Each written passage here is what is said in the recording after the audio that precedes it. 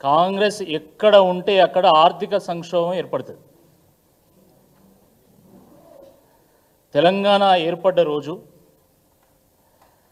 తెలంగాణ పునర్విభజన చట్టం ప్రకారం తెలంగాణలోని 10 జిల్లాల్లో 9 జిల్లాలు వెనుకబడినటువంటి జిల్లాలు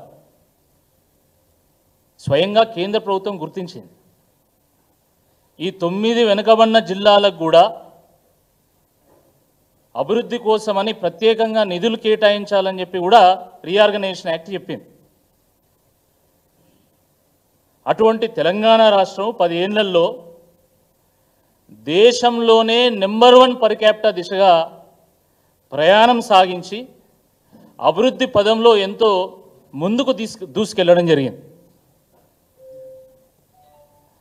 కానీ దురదృష్టకరమైనటువంటి విషయం ఏంటంటే అదే తెలంగాణ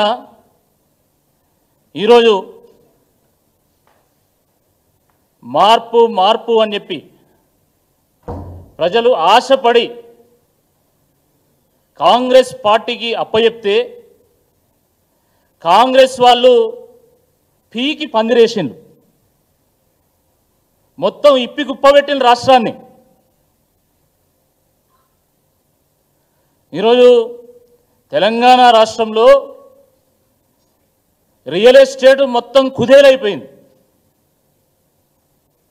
మీరు ఎవరినైనా అడగండి, ఈరోజు డెవలపర్లను కానీ బిల్డర్లను కానీ చేసినటువంటి లేఅవుట్లలో ఒక్కటి కూడా అమ్ముడు పోవడం లేదు, కట్టినటువంటి ఫ్లాట్లలో ఒక్కటి కూడా అమ్ముడు పోవడం లేదు. చిన్న చిన్న వాళ్ళు 5 కోట్లు 10 కోట్లు పెడితే పెద్దవాళ్ళు 100-200 కోట్లు పెట్టి ఈరోజు ఒక్క ప్లాట్ అమ్ముడు పోయినా చాలు అనే స్థాయికి ఈరోజు చేరుకున్నాం. అంత దయనీయమైనటువంటి ఒక పరిస్థితుల్లో ఈరోజు రియల్ ఎస్టేట్ రంగం ఉన్నది. ఇది వాస్తవమా కాదా ఒకసారి మీరు ఆలోచించండి. ఎక్కడికి పోయినా హైదరాబాద్లో ఈరోజు టూలెట్లు దర్శనమిస్తూ ఉన్నాయి. నేను మొన్న గచ్చిబౌలి చౌరస్తాకు పోయినా. గచ్చిబౌలి చౌరస్తాకు పోతే అక్కడ పాత బిల్డింగ్లకు కొత్త బిల్డింగ్లకు టూలెట్ బోర్డులు పెట్టింది. చాలా చోట్ల ఇదే పరిస్థితి. కాజాగూడలో సాయి ఐశ్వర్య రెసిడెన్సీ ఒక రెసిడెన్సీ ఉంది. అక్కడ ఒక అపార్ట్మెంట్ ఉంటే 8 ఫ్లాట్లుంటే 3 టూలెట్ బోర్డులు పెట్టాం. సాధారణంగా హైదరాబాద్లో ఇల్లు కావాలంటే నెల రోజులు తిరగాలి. కానీ ఈరోజు ఎక్కడికి పోయినా కూడా టూలెట్ బోర్డులు దర్శనమిస్తూ ఉన్నాయి. ఇది వాస్తవమా కాదా ఒక్కసారి ఆలోచించండి. రియల్ ఎస్టేట్ అంటే ఇదేదో కేవలం వ్యాపారానికి సంబంధించినటువంటి అంశం కాదు. ఇది ఎన్నో వ్యాపారాలు రియల్ ఎస్టేట్తోని కన్స్ట్రక్షన్తో ముడిపడినటువంటి కొన్ని లక్షల మంది ఉపాధి పొందుతున్నటువంటి ఒక సెక్టర్ ఇది.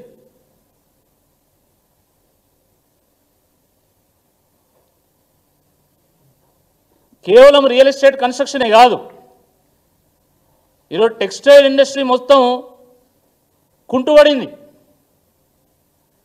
క్లాత్ షోరూమ్లు పెట్టుకున్నటువంటి వాళ్ళని అడగండి, మాల్స్ వాళ్ళని అడగండి, మొత్తం సేల్స్ పడిపోయినాయి, తలలు పట్టుకుంటున్నారు. హాస్పిటాలిటీ ఇండస్ట్రీ అదే పరిస్థితి. హోటల్స్ పెట్టుకున్నటువంటి వాళ్ళని అడగండి, రెస్టారెంట్లు పెట్టుకున్నటువంటి వాళ్ళని అడగండి, బార్లు పెట్టుకున్నటువంటి వాళ్ళని అడగండి. గతంలో రోజుకు 50,000 కౌంటర్ అయితే ఈరోజు 30,000 కౌంటర్ అయ్యేటువంటి పరిస్థితి కూడా లేదు. టూరిజం ఇండస్ట్రీ కుదేలవుతూ ఉన్నది. మార్కెట్లో ఈరోజు మనీ సర్క్యులేషన్ లేదు, రొటేషన్ లేదు, ఎక్కడ ఇన్వెస్ట్మెంట్స్ అక్కడ ఆగిపోయినాయి. ఇది వాస్తవమా కాదు ఒక్కసారి మీరు ఆలోచించండి. దాని ఫలితంగా ప్రభుత్వము ఈరోజు గ్రామ పంచాయతీ సిబ్బందికి 9 నెలల నుండి ఇప్పటివరకు జీతం ఇవ్వాలి. 9 నెలలైంది. పారిశుద్ధ్యం పడకేసింది కంప్లీట్గా. గ్రామాలు మురికి కూపాలుగా తయారవుతూ ఉన్నాయి. కేవలం వాళ్ళకి జీతాలు చెల్లించకపోవడం కాదు, గ్రామ పంచాయతీ నిర్వహిస్తున్నటువంటి ట్రాక్టర్లకు కనీసం డీజిల్ డబ్బులు ఇచ్చేటువంటి పరిస్థితి కూడా లేదు. డీజిల్కి డబ్బులు లేవు. ఎక్కడన్నా చిన్నగా పైపు లీకేజ్ అయితే దాన్ని సరి చేయడానికి కూడా డబ్బులు లేవు. బ్లీచింగ్ పౌడర్కు డబ్బులు లేవు. విద్యుత్ దీపాలు కొత్తవి పెడదామంటే పెట్టలేనటువంటి పరిస్థితి గ్రామాలలో. 2500 కోట్ల రూపాయలు ఈరోజు గ్రామ పంచాయతీలకు ప్రభుత్వం ఇవ్వాలి, కానీ ఇప్పటివరకు రూపాయి ఇయ్యలే. 1500 కోట్ల రూపాయలు ఉపాధి హామీ నుండి బకాయి పడ్డది ప్రభుత్వం, ఇప్పటికి రూపాయి ఇయ్యలే. ఎస్సీ ఎస్టీ హాస్టల్స్లో ఈరోజు అవుట్ సోర్సింగ్ ఉద్యోగస్తులకు ఇప్పటివరకు జీతాలు చెల్లించడం లేదు. గవర్నమెంట్ జూనియర్ కళాశాలల్లో డిగ్రీ కళాశాలల్లో అవుట్ సోర్సింగ్ ఎంప్లాయీస్కి ఇప్పటివరకు రూపాయి చెల్లించలే. ఎస్సీ ఎస్టీ హాస్టల్స్లో outsourcing employees, social welfare పాఠశాలల్లో ఉన్నటువంటి అధ్యాపకులకు కూడా ఈ నెల జీతం నెక్స్ట్ నెల ఇస్తున్నారు. 5 డిఏలు పెండింగ్ ఉన్నాయి. పిఆర్సీ జాడలేదు ఇప్పటి వరకు, ఊసు లేదు. ఇక రుణమాఫీ బండారం ఏదో నిన్ననే బయటపడ్డది. ప్రధానమంత్రి గారు కాంగ్రెస్ ఉంటే క్రైసిస్ ఉంటుంది, కాంగ్రెస్ ప్రామిస్ చేసినటువంటి రుణమాఫీ ఇప్పటివరకు తెలంగాణలో చేయలేదంటే నిన్న రేవంత్ రెడ్డి గారు హడావిడిగా ప్రధానమంత్రి గారు లేఖ రాసింది. మొన్నటిదానికి ఏమన్నాడు, మొత్తం రుణమాఫీ చేసిన తెలంగాణలో అని మీసాలు తిప్పాడు. ఇప్పుడు ఏమైంది? నీ బండారం బయటపడ్డదా లేదా? గత కొద్ది నెలలుగా హరీష్ రావు గారు, కేటీఆర్ గారు మీరు అబద్ధాలు ఆడుతున్నారు, రైతులకు రుణమాఫీ సరిగ్గా జరగలేదు, కేవలం ప్రతి గ్రామంలో 30% 40% మందికి అయింది, మిగతా వాళ్ళకి కాలేదంటే లేదు, ఖచ్చితంగా ప్రతి ఒక్కరికి చేసినా అని చెప్పినావు. మరి ఇప్పుడు ఏంది సంగతి? 18,000 కోట్ల రూపాయలు మాత్రమే రుణమాఫీ చేసినామని చెప్పి నిన్న నువ్వే ఒప్పుకున్నావు కదా. మరి క్షమాపణలు చెప్తావా? ముక్కు నేలకు రాస్తావా? ముఖ్యమంత్రి చెప్పేటువంటి అబద్ధాలు చెప్పలేక మైకులు ఊరేసుకునే పరిస్థితి వచ్చినాయి. ఇది వాస్తవము. అబద్ధాలు ఎంత ఆడంబరంగా, ఎంత అందంగా, ఎంత గంభీరంగా చెప్పాలనో రేవంత్ రెడ్డి గారిని చూసి నేర్చుకోవాలి. స్వయంగా ముఖ్యమంత్రి స్థాయిలో ఉండి అబద్ధాలు ఆడతాడు.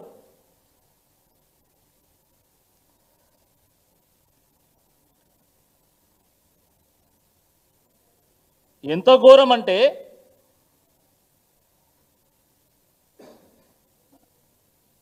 ప్రభుత్వానికి రావాల్సినటువంటి ఈ 9 నెలల్లో రావాల్సినటువంటి ఆదాయం 87,000 కోట్ల రూపాయలు.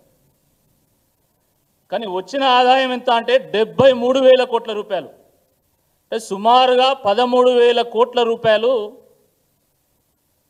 ప్రభుత్వం ఆదాయానికి గండిపడ్డది.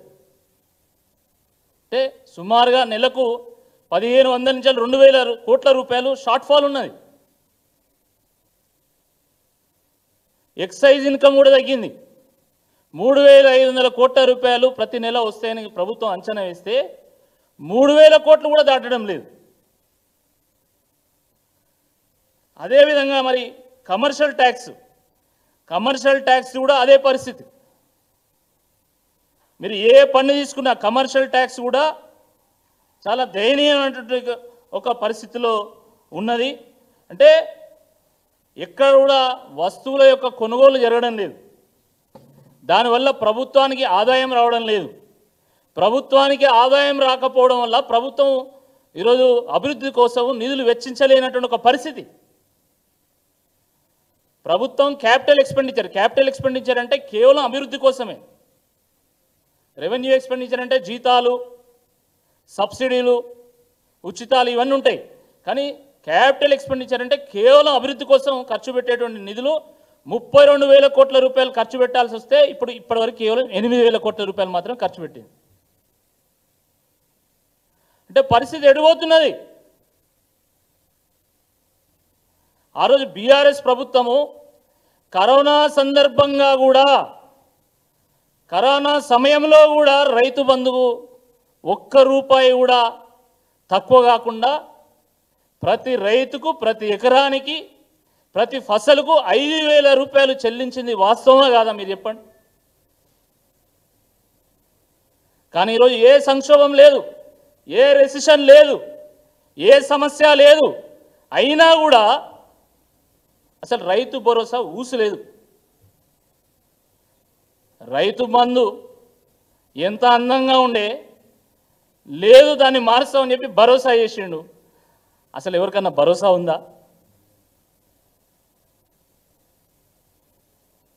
ఇవన్నీ కూడా అవగాహన రాహిత్యం వల్ల, అనుభవ రాహిత్యం వల్ల, అనాలోచిత నిర్ణయాల వల్ల, విచ్చలవిడి అవినీతి వల్ల,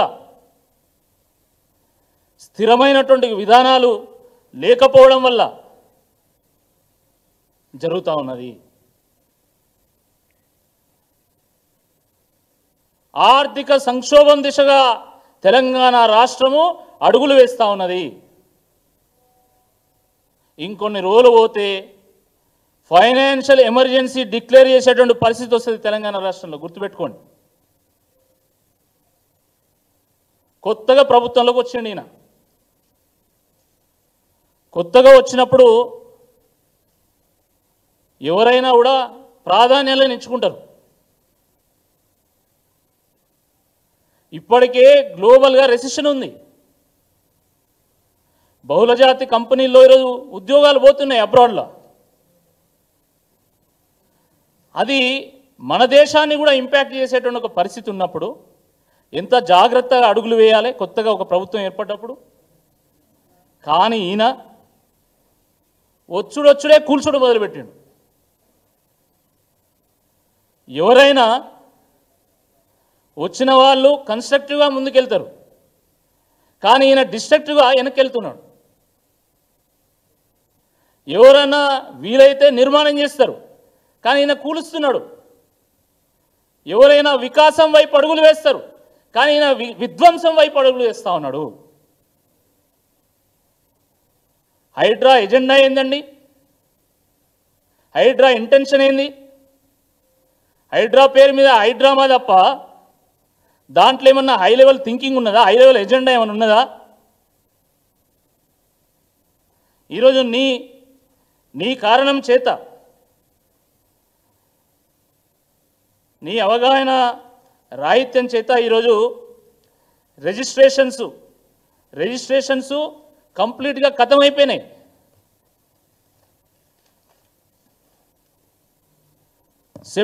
గత సంవత్సరం సెప్టెంబర్లో 99,000 ట్రాన్సాక్షన్స్ జరిగితే రియల్ ఎస్టేట్కి సంబంధించి ఈరోజు 80,000 ట్రాన్సాక్షన్స్ జరుగుతున్నాయి.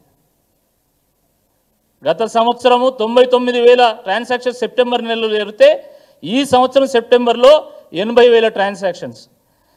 గత సంవత్సరం ఇదే నెలలో 955 కోట్ల రూపాయల ప్రభుత్వానికి ఆదాయం వస్తే ఈసారి 650 కోట్లు వచ్చింది. అంటే 300 కోట్లు ఒక్క నెలలో ఒక్క సెక్టర్లో. ఇక అర్థం చేసుకోండి ఎంత దయనీయమైనటువంటి ఒక పరిస్థితి ఉన్నదో అర్థం చేసుకోండి. గత సంవత్సరం మొత్తం 10 లక్షల రిజిస్ట్రేషన్ జరిగితే ఈ సంవత్సరం 9 లక్షలు కూడా జరగలే. దీనికి ఎవరు కారణం అని నేను అడుగుతున్నా. దీని మీద ఆధారపడి జీవిస్తున్నటువంటి వాళ్ళ ఉపాధి పరిస్థితి ఏంది? వాళ్ళ జీతాల పరిస్థితి ఏంది?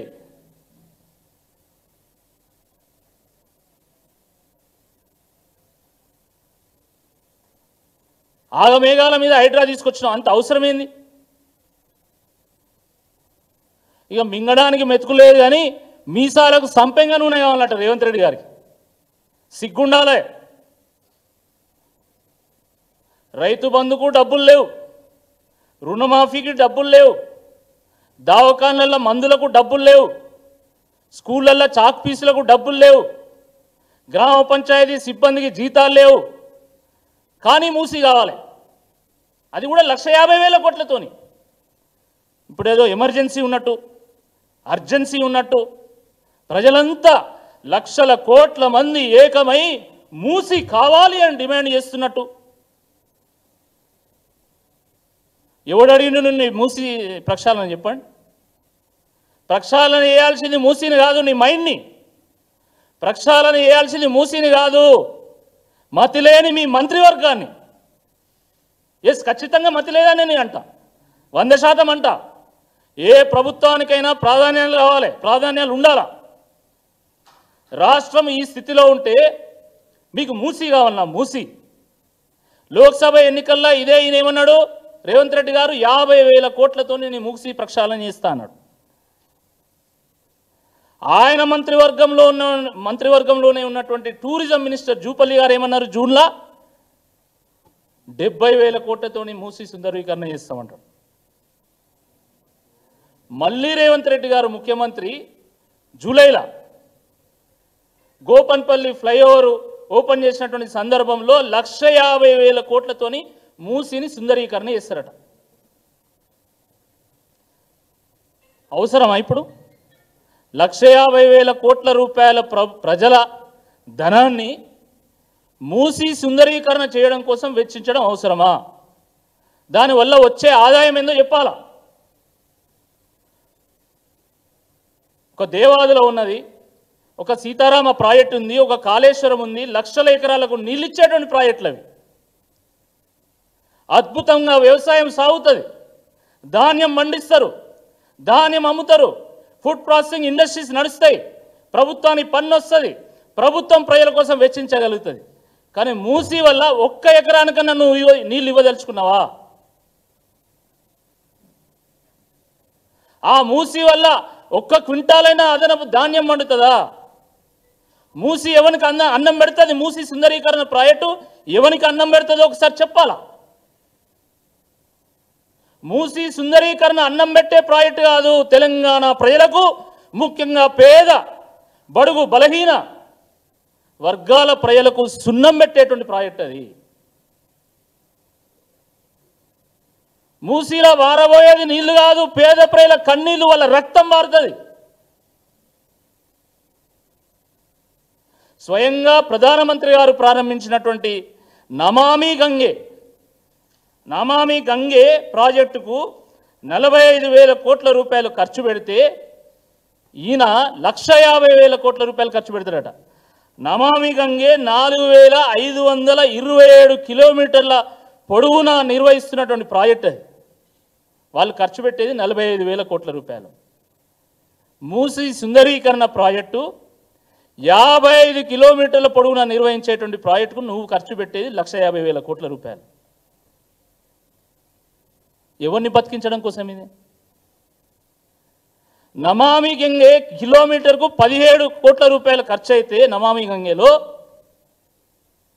మూసి సుందరీకరణ ప్రాజెక్టులో కిలోమీటర్కి 2,727 కోట్ల రూపాయలు ఖర్చు అవుతున్నాయి. అంటే నమామి గంగేతో పోలిస్తే మూసి సుందరీకరణ ప్రాజెక్టుకు 160 రెట్లు ఎక్కువగా ఖర్చు చేస్తున్నది ప్రభుత్వం. మరి ఏం సాధించబోతున్నావో నాకైతే అర్థం కావడం. దీంతో సాధించేది ఏంది? నిన్న అంటాడు ముఖ్యమంత్రి ఒక దగ్గర మాట్లాడకుండా, మూసి పక్కన నివసిస్తున్నటువంటి వాళ్ళు ఆ దుర్గంధంలోనే నివసించాలా అంటాడు. వాళ్ళు కనీసం అంతమంది దుర్గంధంలోనే నివసించేది. ఇప్పుడు వాళ్ళని గూడు లేని పక్షులుగా నువ్వు తయారు చేసినావు. 30,000 ఇండ్లు పోతున్నాయి, 150,000 మంది నిరాశ్రయులు అవుతున్నారు. వాళ్ళు కనీసం ఆ మూసి పక్కన ఉండేది కదా, ఇప్పుడు అది కూడా లేదు పాపం. రోడ్డు మీద పడేటువంటి ఒక పరిస్థితి. అచ్చా మూసి మీద ఉన్న వాళ్ళందరినీ కబ్జాకోర్లుగా చిత్రీకరిస్తారు. మీ మీడియా సమక్షంలో కాజాగూడకు పోయినాం, కేటీఆర్ గారి నేతృత్వంలో. వాళ్ళు ఏం చెప్పిండ్రు అక్కడ, ఒక్కొక్క ఫ్లాటు 1,00,000 కోటి రూపాయలు, 2 కోట్లు పెట్టి కొన్నాం, గజానికి 150,000, 2 లక్షల రూపాయలు అని చెప్పిండ్రు. పక్కా పాస్బుక్లు ఉన్నాయని చెప్పిండ్రు, పక్కా పట్టా ల్యాండ్స్ అని చెప్పిండ్రు. ఒక భూమిని 10 సార్లు 15 సార్లు రిజిస్ట్రేషన్ చేసిండ్రు, 10 సార్లు 15 సార్లు ప్రభుత్వానికి ప్రజలు ట్యాక్స్ కట్టిండ్రు. నెల ఎలక్ట్రిసిటీ బిల్లు కట్టించుకున్నారు, వాటర్ బిల్లు కట్టించుకున్నారు. మరి కబ్జాలు ఎట్లయితాయి? అసలు ప్రజల్ని ఏడిపించుకుంటాడు ఎప్పుడైనా నాయకుడు అవుతాడా? నాయకుడు కాగలుగుతాడా? దేశం అంటే మట్టి కాదోయ్, దేశం అంటే మనుషులోయ్ అనేక సార్లు విన్నాం. రేవంత్ రెడ్డి గారు మా ప్రెస్ మీట్ ద్వారా చెవులు పెద్ద చేసుకొని వినండి. దేశం అంటే మట్టి కాదోయ్, దేశం అంటే మనుషులోయ్. ఆ మనుషులను హింసించేటువంటిది అభివృద్ధి కానే కాదు, అది వినాశనం, అది వికాసం ఎన్నడూ కూడా అనబడదు. గుర్తుపెట్టుకోవాలా. మూసీనో హైడ్రానో మేము గుడ్డిగా వ్యతిరేకించడం లేదు, వ్యతిరేకించాం. కానీ నీ ప్రణాళిక ఏంది? నీ ప్రణాళిక ఏందో చెప్పాలి. మూసీ విషయంలో డిపిఆర్ ఉన్నదా ఇప్పటివరకు? అసలు మూసీ ప్రక్షాళనకు ఇప్పటివరకు అసలు ఒక కన్సల్టెంట్ ఉన్నాడా? ఎట్లా చెప్పినావు 1,50,000 కోట్లు? అంటే ఆల్రెడీ నువ్వు ఒక కాంట్రాక్టర్తో కుమ్మక్కై అది మెగాకి ఇస్తావా, ఇంకో ఆయనకి ఇస్తావా, లేదా ఢిల్లీ నుంచి వచ్చేటువంటి వాద్రాకి ఇస్తావా మాకైతే తెలియదు. కానీ 1,50,000 కోట్ల రూపాయలు అని చెప్పి నీకు చెప్పినోడు ఎవడు అసలు? నువ్వు కన్సల్టెంట్ పెట్టుకున్నావా, మెక్కన్సీని పెట్టుకున్నావా, ఇంకో పెద్ద కన్సల్టెంట్ పెట్టుకున్నావా? మరి నీకు ఎవరు చెప్పింది? లేదు ప్రభుత్వమే డిపిఆర్ తయారు చేసి ఆ డిపిఆర్ ముందు పెట్టు. అసలు నువ్వు ఎవరితో చర్చించినావు? 1,50,000 కోట్ల రూపాయలు ఖర్చు పెట్టేటువంటి ప్రాజెక్టు నువ్వు ఎవరితో చర్చించినావు? అఖిలపక్షాన్ని పిలిచినావా? ఎక్స్పర్ట్స్ని పిలిచినావా? ప్రతిపక్షాలతోని ప్రత్యేకంగా మీరు ఏమైనా సమావేశమైందా? ఏ బేసిస్ మీద? ఇగిరంద కోడి ఇళ్ళకి నట్టున్నది కథ. నిజంగా ఇగిరంద కోడే. జ్ఞానం ఉందా కనీసం? మరి ఆ చెప్పటోడు ఎవడు చెప్తాడో మాకైతే అర్థం కాదు. ఆయనకు సొంతంగా విజన్ లేదు, ఎవడేది చెప్తే అది నమ్ముడు. కాకతీయ కళాతోరణం తీసేయాలి, రాజముద్రించాలి. ఎవడైనా దిమాకు ఉన్నాడు ఒక ముఖ్యమంత్రి స్థాయిలో ఉండి కాకతీయుల కళాతోరణాన్ని వ్యతిరేకిస్తారా అని నాకు అర్థం కాదు. It is a symbol of pride. దాన్ని వ్యతిరేకిస్తావు, దాన్ని తీసేస్తావు. ఒక ఆయన లెఫ్ట్ అయినా తింటాడు, ఒకరోజు లెఫ్ట్ అయినా తింటాడు, ఒకరోజు రైట్ అయినా తింటాడు. అసలు ఆయనకంటూ పాలసీయే లేదు, ఆయనకంటూ విజనే లేదు. దానివల్లనే 9 నెలల్లో 10 నెలల్లో రాష్ట్రం మొత్తం ఈరోజు సంక్షోభ దిశగా వెళ్తూ ఉంది. కాబట్టి ఈ సందర్భంగా నేను ప్రభుత్వానికి విజ్ఞప్తి చేస్తున్నాము, మీరు ఒక స్టేబుల్ పాలసీతో ముందుకెళ్ళండి. ప్రజల ఆదాయం తగ్గుతున్నది, మీ ఆదాయం పెరుగుతున్నది అందరూ తెలుసు. ఒక్కొక్క స్క్వేర్ ఫీట్కు 40 రూపాయలు వసూలు చేస్తాను అంటే ఎవరు మాట్లాడారు ప్రశ్నలు? ఒక నాకేం భయం లేదు, నేను మాట్లాడుతున్నా, ఇది వాస్తవం కాబట్టి నేను మాట్లాడతాను. ఒక స్క్వేర్ ఫీట్కి 40 రూపాయలు మీరు వసూలు చేస్తున్నారు. సరే, మీరు సంపాదించుకునేది ఏందో మీరు సంపాదించుకోండి. మొన్న కూడా ఒక పేపర్లో వచ్చింది, ప్రధాన పత్రికల, నేను చెప్పేది ఏం కాదు, దాదాపు 1000-1500 ఈ దాని అప్లికేషన్లు, లేఅవుట్లకు సంబంధించినటువంటి అప్లికేషన్లు ముఖ్యమంత్రి కార్యాలయంలో సంతకాల కోసం ఆడ పెండింగ్లో ఉన్నాయి. ముఖ్యమంత్రి కార్యాలయం ఎందుకంటున్నా అంటే ఈ జిహెచ్ఎంసీ వాళ్ళు, ఇంకో మున్సిపల్ వాళ్ళు, వీళ్ళందరూ కూడా అక్కడ గ్రీన్ సిగ్నల్ ఇస్తేనే వాళ్ళు అప్రూవ్ చేస్తారు. అన్ని పెండింగ్లు ఉన్నాయి. గతంలో టీఎస్ఐ పాస్ ఉండే, మంచి విధానం ఉండే, 21 రోజుల్లో అనుమతి వస్తే వచ్చినట్టు, రాకపోయినా వచ్చినట్టే. అంత అద్భుతమైనటువంటి పాలసీ ఈరోజు మీరు సంతకం పెడితేనే ఖచ్చితంగా అది అనుమతి ఇచ్చినట్టు అని చెప్పి మీరు చేయడం వల్ల ఈరోజు కంప్లీట్గా కుదేలైపోయింది. ప్రజల ఆదాయం తగ్గిపోతున్నది, మీ ఆదాయం పెరిగిపోతున్నది. సరే, మీరు ఏం చేయదలుచుకుంటే మీరు చేసుకోండి, మీరు సంపాదించుకోండి. కానీ ఈరోజు దేశంలోనే నెంబర్ 1 తలసరి ఆదాయంగా ఉన్నటువంటి తెలంగాణను కుదేలు చేస్తే మాత్రం ఊరుకునేది లేదు. కాబట్టి స్థిరమైనటువంటి పాలసీని తీసుకురండి. మూసీని మీరు హోల్డ్లో పెట్టి అఖిలపక్షాన్ని పిలిచి అందరితోని చర్చించి ఎక్స్పర్ట్స్తో చర్చించిన తర్వాత మాత్రమే నిర్ణయం తీసుకోవాలి. హైడ్రాని వెనక్కి తీసుకోవాలా. బిజినెస్ పీపుల్కి ఒక భరోసాని ఇవ్వాలా. ఎందుకంటే కేయిన్స్ పోయింది, మీకు తెలుసు. కేయిన్స్ సంస్థ ఇక్కడ పెట్టుబడులు పెట్టాల్సినటువంటి సంస్థ, బీఆర్ఎస్ ప్రభుత్వం ఎంతో కష్టపడి వాళ్ళని ఇక్కడ తీసుకొస్తే వాళ్ళు గుజరాత్ పోయేటట్టు చేసింది. అమర్ రాజా వాళ్ళు 9,500 కోట్ల రూపాయలు పెట్టుబడి పెడతామని చెప్పి వచ్చి వాళ్ళు కూడా మేము బోన్లో ఉండాలని చెప్పి వాళ్ళు మొన్న హెచ్చరిక జారీ చేశారు. ఇంకా చాలామంది అదే బాట పట్టనున్నారు. కాబట్టి ఇప్పటికైనా అందరికీ భరోసానిచ్చేటువంటి ఒక నిర్ణయం తీసుకోండి, స్థిరమైనటువంటి పాలసీని తీసుకోండి, హైడ్రాని వెనుక నెట్టండి, మూసిని ఓళ్ళో పెట్టండి, కొత్త విధానాలతోని కొత్త పథకాలతోని ప్రజల యొక్క కాన్ఫిడెన్స్ పెంచే విధంగా ప్రభుత్వం ముందుకెళ్లాల్సిందే ఈ సందర్భంగా నేను విజ్ఞప్తి చేస్తున్నా.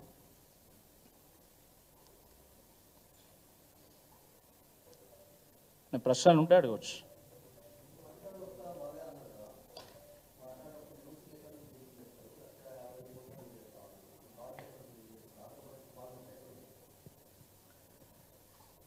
ఈ ప్రశ్నకు సమాధానం రేవంత్ రెడ్డి గారు చెప్పాలి, లేకపోతే కాంగ్రెస్ పార్టీలో ఉన్నటువంటి నాయకులు వాళ్ళ మంత్రులు చెప్పాలా.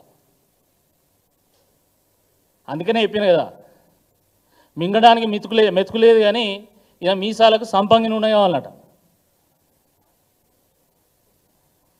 అరే అసలు జీతాలు ఇవ్వలేనటువంటి పరిస్థితి వచ్చిందిరా బాబు. గ్రామ పంచాయతీ సిబ్బందికి 9 నెలల నుంచి జీతాలు లేవు. మరి ఎక్కడి నుంచి ఈయన నిధులు తీసుకొస్తాడో మాకైతే అర్థం కావడం లేదు. ప్రభుత్వ భూములను అమ్ముతాడా? ఎందుకంటే 3 లక్షల కోట్ల రూపాయలు బడ్జెట్ పెట్టింది. మీకు చెప్తున్నాను నేను, ఇంకా 2 నెలలు అయితే మళ్ళీ బడ్జెట్ నెంబర్స్ వస్తాయి, మీకు మీరు చూస్తారు. ఒక సంవత్సర కాలం పూర్తయిన తర్వాత మీకు అర్థమవుతుంది. 3 లక్షల కోట్ల రూపాయల బడ్జెట్ పెట్టిండేదా, అది నేను ఎన్నడూ కూడా మీట్ కాలేడు, అంత ఆదాయం లేదు. ప్రభుత్వ భూములు అమ్ముకోవాలి. ఇక ప్రైవేటు వ్యక్తులకు దారాదత్తం చేసి ఏమన్నా సంపాదించి మళ్ళా మూసి కోసం ఖర్చు పెడతాడేమో మాకు తెలియదు. కాబట్టి ప్రభుత్వమే సమాధానం చెప్పాలా. బల్లెల్లో చాక్ పీసులు లేవండి. మధ్యాహ్న భోజనం తయారు చేసేటువంటి వాళ్ళకి ఇప్పటి వరకు అసలు 8-9 నెలల నుంచి జీతాలు లేవు. మధ్యాహ్న భోజనం తయారు చేసేటోళ్ళు ఒక్కొక్కరు 40,000 50,000 రూపాయలు ఆ గుడ్ల కోసం, పాల కోసం, వాటి కోసం, వీటి కోసం వెచ్చించి, పుస్తెలు తాడు అమ్ముకొని వెచ్చించి కూడా 9 నెలల నుంచి వేడి చేస్తున్నారు. వాళ్ళకి రూపాయి చెల్లించాలి ఇప్పటివరకు. కనుక్కోండి మీరు కావాలంటే. అంత దయనీయమైనటువంటి పరిస్థితి ఉన్నది.